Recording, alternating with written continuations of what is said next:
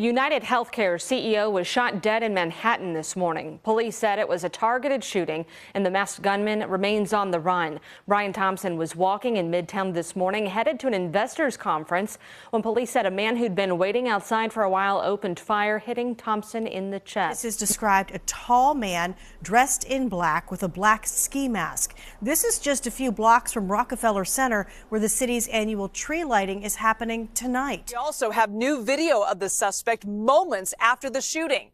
NYPD said he eventually ran off on foot down an alleyway and then rode an e-bike into Central Park, where he was last seen. I want you to take a look at these photos released by the NYPD. Here you can see the man who police say is the suspect in the case. They are saying this is the gunman. And as you can see in these photos, that man is, what they're saying, is about 6'2". He was wearing a hoodie, also had a black mask covering part of his face, and was wearing all black. What's more, forensics teams found engravings on the shell casings and live rounds recovered at the scene, with the words deny, defend, and depose, startlingly similar to the title of this book, critical of the health insurance industry and published 14 years ago by a Rutgers law professor.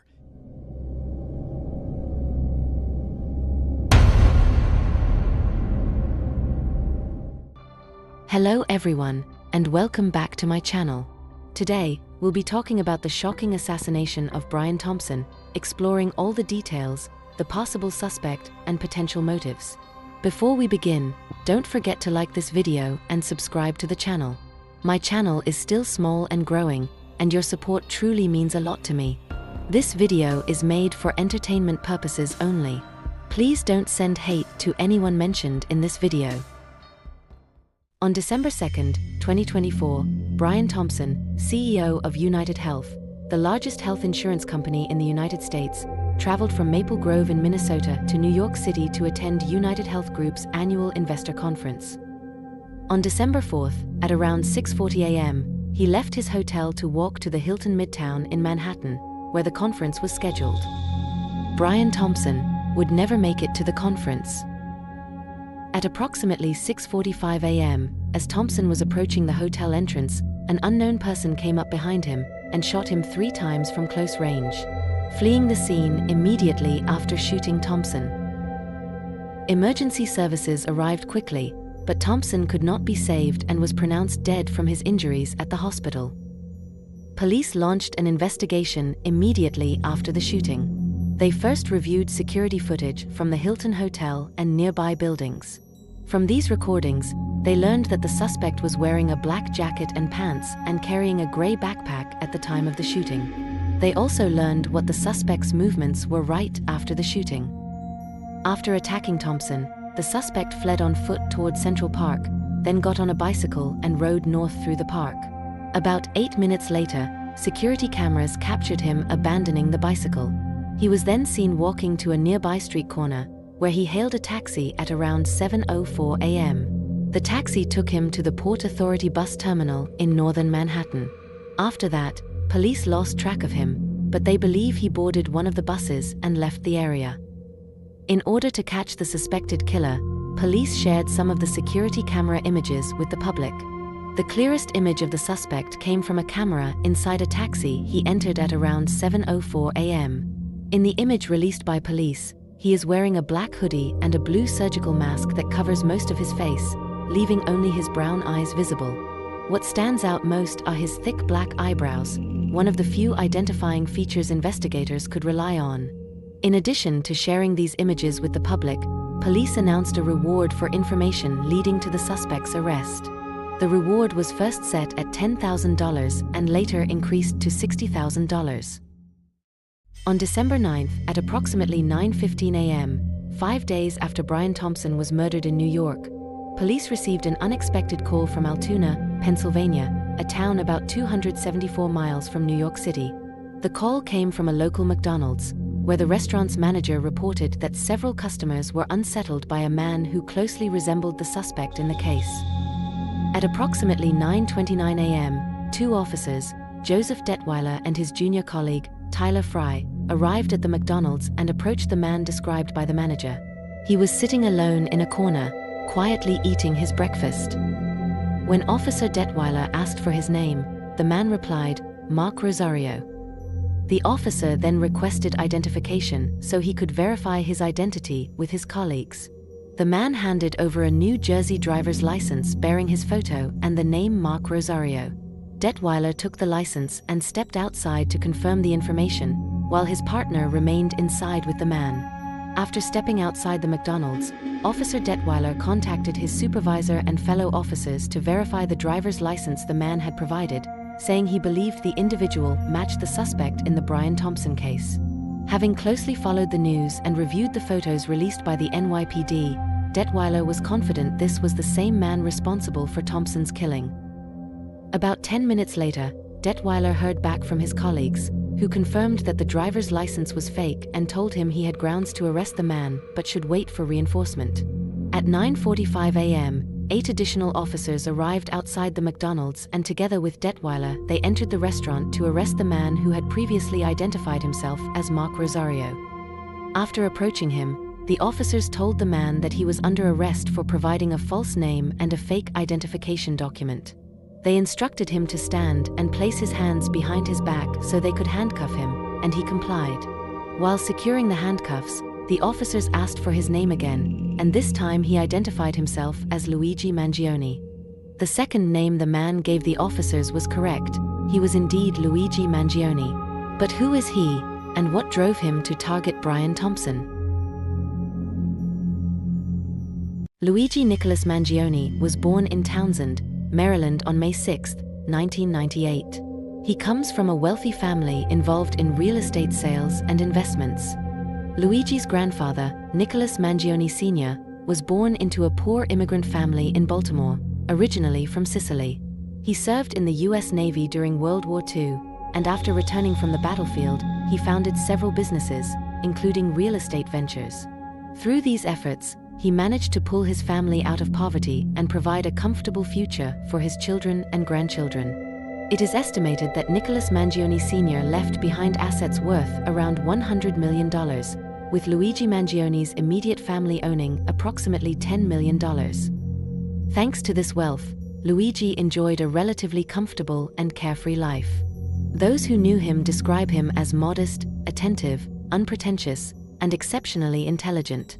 Luigi attended the prestigious Gilman School in Baltimore, where he graduated as the best student in his class in 2016. He then attended the University of Pennsylvania, where he earned a bachelor's and master's degree in computer science and information technology in 2020. Luigi had been an active social media user, regularly posting photos on Instagram and sharing thoughts on Twitter.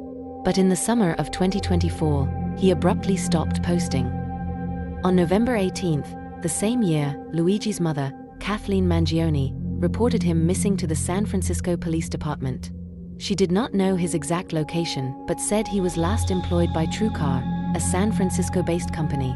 Kathleen told authorities that the last time she had communicated with Luigi was in July. By November 24th, Luigi had arrived in New York City at the Port Authority bus terminal, traveling on a bus from Atlanta, Georgia. After arriving at the terminal, he took a taxi to the Hilton Midtown Hotel, where he stayed briefly for about half an hour. Later that night, around 11 p.m., he took another taxi to the Hosteling International New York City Hostel, checking in using a fake New Jersey driver's license under the name Mark Rosario. Over the next few days, Luigi repeatedly checked in and out of the hostel, moving with caution. On December 3rd, shortly before 8 p.m., surveillance cameras captured him walking near the Hilton Midtown while talking on his cell phone. On the morning of December 4th, Luigi's movements were precise and deliberate. At 5:34 a.m., cameras recorded him checking out of the hostel. Around 6:17 a.m., a nearby Starbucks captured him buying a bottle of water and 2 protein bars. By 6:30 a.m., surveillance showed him stopping briefly at a pile of trash near the Hilton. He then positioned himself in a nearby alley, waiting for Thompson to arrive. When Brian Thompson walked in front of the hotel, Luigi approached from behind and fired 3 shots, killing him instantly.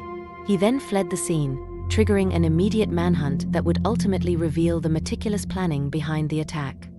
The exact reason why Luigi Mangione might have targeted Brian Thompson are unclear, but some items found with Luigi and at the crime scene may give a potential answer. At the Hilton Hotel crime scene, police recovered all 3 cases from the 3 bullets used in the shooting, and upon closer examination, found that each bullet casing had a word engraved on it. The words were delay, deny, and depose. Together, these words clearly reference the phrase delay, deny, defend, commonly used by critics to describe the tactics of some health insurance companies in handling claims. They delay processing, deny coverage, and defend themselves aggressively when claims are disputed. Immediately after these details were released, UnitedHealth stated that neither Luigi nor his family had insurance with their company, raising questions about why he would target the CEO, Brian Thompson. Yet data from 2024 shows that UnitedHealth was the company denying the largest percentage of health insurance claims in the country. Approximately 33%, despite being the wealthiest insurance organization in the United States. This may explain why Luigi specifically targeted Thompson. As CEO of the nation's largest health insurance company, Thompson became the face of the system that Luigi may have blamed for his suffering. Since childhood, Luigi had been diagnosed with spondylolisthesis, a condition in which the vertebrae in the lower back shifts out of position. While he had previously experienced only occasional pain, the condition worsened significantly in 2022 while he was living in Hawaii after a surfing injury. The injury caused severe pain that began to interfere with Luigi's daily life, leading him to undergo spinal surgery in July 2023 in an effort to stabilize his back and reduce the discomfort. According to Luigi, the surgery was largely successful, yet it did not fully resolve his health problems. The lingering effects of his condition made it difficult for him to maintain normal intimate relationships, which further impacted his mental state and quality of life. For someone who had grown up with wealth and opportunity, these limitations may have created a deep sense of frustration and resentment that would lead him to target the UnitedHealth CEO. This theory is further supported by the manifesto that the police found in Luigi's black backpack after his arrest. In Luigi's backpack, they found a piece of paper titled Manifesto, in which Luigi writes the following: "To the feds, I'll keep this short, because I do respect what you do for our country. To save you a lengthy investigation, I state plainly that I wasn't working with anyone. This was fairly trivial, some elementary social engineering, basic CAD, a lot of patience." Followed with, "Frankly, these parasites simply had it coming." A reminder, the US has the #1 most expensive healthcare system in the world, yet we rank roughly number 42 in life expectancy. United is the largest company in the US by market cap, behind only Apple, Google, Walmart. It has grown and grown, but as our life expectancy? No, the reality is, these have simply gotten too powerful, and they continue to abuse our country for immense profit because the American public has owed them to get away with it. The manifesto suggests that Luigi viewed himself, and perhaps other American citizens, as being treated unjustly by the country's health insurance system. In addition to the manifesto, police recovered several other items from Luigi's possession. These included a 3D printed 9mm handgun and a matching 3D printed silencer, a red notebook filled with handwritten notes, his passport, cell phone, and various personal items such as food and extra papers. Authorities also confiscated his laptop and other small electronic devices during the search. On December 19, 2024, Luigi Mangione was transported from Pennsylvania to New York City under police escort. His arrival drew a large crowd of American and international media outlets, all gathered outside the courthouse and police station to capture the moment. Following his arrest, Luigi was charged in New York with first and second-degree murder, multiple weapons offenses, forgery of identification, and several other criminal counts related to the shooting and his arrest. He also faces federal charges, including murder with a firearm, 2 counts of stalking, and criminal possession of a firearm. In September 2025, a judge dismissed the terrorism and first-degree murder charges, ruling that the evidence did not meet New York's legal definition of terrorism. He now faces second-degree murder and related weapons charges in state court, while federal charges of murder and stalking remain. Prosecutors recently dropped the death penalty, meaning it is no longer an option in his case. A judge has set a New York State trial date of June 8 for Luigi Mangione. He has pleaded not guilty. Public opinion is sharply divided.